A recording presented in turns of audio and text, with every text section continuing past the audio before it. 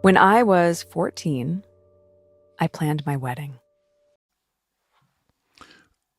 This one's wife. The fear of Spare 2. A year ago, we had the deep joy of Spare, or Wah, as South Park described it. This publication, which set certain records with regard to sales, demonstrated the ridiculousness of Harry, and also, of course, demonstrated the extent to which he was both influenced by this one's wife to include certain material, and how his attitudes have been shaped by her. How existing narcissistic traits of his have been seized upon by her narcissism and puppeteered to her advantage.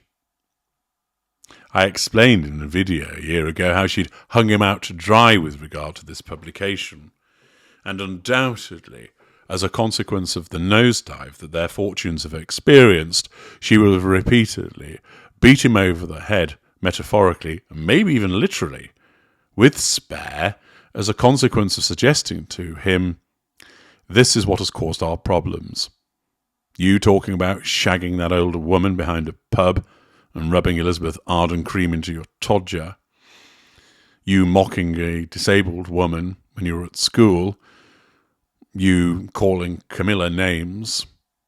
You bleating about your brother giving you a beat down in the cottage so that you claimed, he broke my necklace.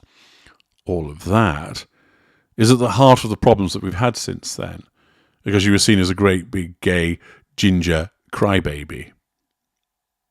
Thus, she triangulates him with the publication of Spare to devalue him further. And yet, notwithstanding this, the Telegraph reports Palace fears Prince Harry will write sequel to Spare. Buckingham Palace fears the Duke of Sussex will write a sequel to Spare after it did not go unnoticed that he omitted large chunks of recent events, it has been claimed. The Duke's memoir reportedly dedicated less than a fifth of its pages to events since his 2018 This One's Wife's wedding, suggesting that there is much more left to say. According to a new biography of King Charles by Robert Hardman, Palace aides are concerned that the Sussex's public disclosures, which one aide referred to as the headwinds we face from across the Atlantic, are not over. For the palace, the most worrying aspect of the book was the omission of large chunks of more recent events, wrote Mr. Hardman in Charles III. It did not go unnoticed that the most worrying aspect of the book was the omission of large chunks of more recent events. It did not go unnoticed that Harry and This One's Wife's wedding, their married life, and their eventual departure from the royal world amounted to a small part, less than a fifth, of Prince Harry's memoir. This suggested either a sequel or perhaps a memoir by This One's Wife in due course. Now, to my mind, there was the withholding of this information because more likely This One's Wife wanted to tell the story. As I mentioned in yesterday's video about her gold mine, the prospect of her writing a book subject to her innate laziness is extremely tempting. Why? Well, because it caters to the prime aims as always, and it would enable her to generate money, something which is in short supply at the current time and amounts to a residual benefit, and would give her the opportunity to settle scores, i.e. nullify threats to control. The Duke told the Telegraph's Brian E. Gordon in an interview that he had enough material to write another book, having held back disclosures for which the King and the Prince of Wales would not ever forgive him if they were made public. He said the original transcript for Spare was twice the length of the final draft, adding it was 800 pages and now it's down to 400 pages. It could have been 2 books. Put it that way, and the hard bit was taking things out. There are some things that have happened, especially between me and my brother, and to some extent between me and my father, that I just don't want the world to know, because I don't think they would ever forgive me. Mr. Hardman claimed that it is a common perception that the King and his staff spend much of their time worrying about the Dukes of Sussex and York. In reality, however, the King has learned, over long years of royal domestic trauma, how to compartmentalise issues over which he has little control, he said. In actual fact, it isn't the case that he's learned to compartmentalise, his narcissism does it for him. Quoting a source as saying the door is always open for the Duke of Sussex to return to the royal fold, Mr. Hardman added that the departure of the Sussexes and their subsequent interviews and documentary have hurt. He has tried listening, the book quotes one friend as saying, now he just says, I don't want to know what the problem is, I'm just getting on with my life, which of course is dismissiveness to nullify the threat to control that's posed by the latest chicanery of this one and this one's wife. Now, ultimately,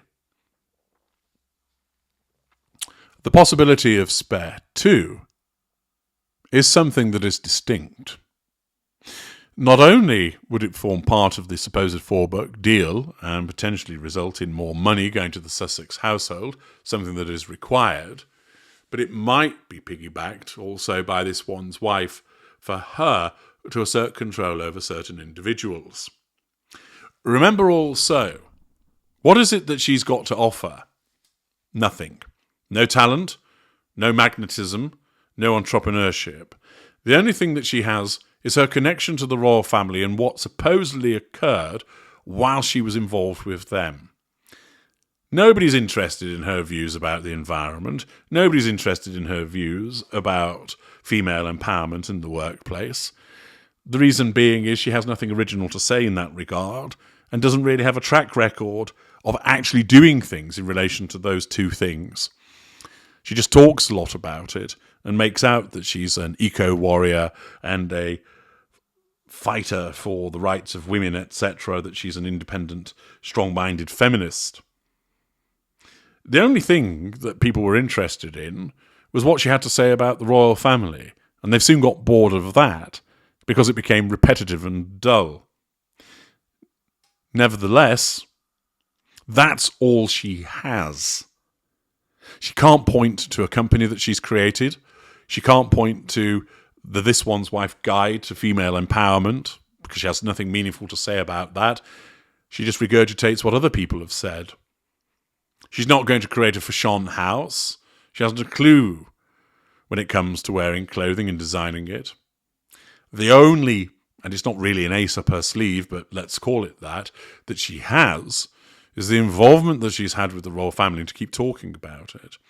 And therefore, that's why her memoir, and Spare 2, is a distinct possibility.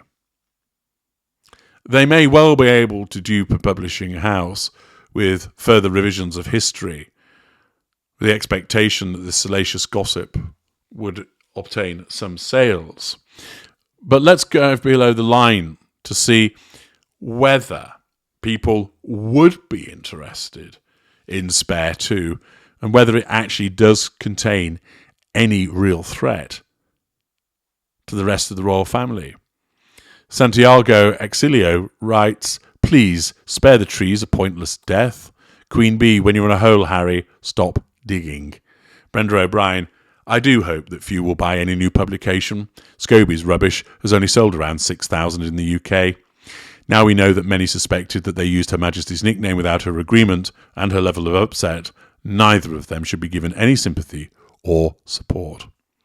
John Black, if Spare was simply testing the water to see what could be said without running the risk that the King and the Prince of Wales might never forgive him, then Prince Harry's therapist-inspired experiment was an outright failure. Antonio Angelo, who says the palace fears a second book? More codswallop from the media. Windy Miller, I think the fear is greater at the Sussex end. Money, titles, Hollywood are not a given. How long can you survive on a forgotten TV series? Hollywood likes fresh ideas. Grifting only takes you so far. Julian Page, he can't write anything. Probably illiterate. not much support to be found there. And ultimately, I don't believe that the palace regards Spare 2 as a potential threat at all. Charles won't be thinking about it. His compartmentalisation will cause him to focus on other matters. And the fact is, whilst there may be some skeletons in the cupboard that have not been revealed, the fact is that Buckingham Palace knows that people have become weary of what the Sussexes have to say. And therefore, the level of interest in a second publication is likely to be low, and therefore fear would not be associated with that. I'm H.G. Tudor. Thank you for listening.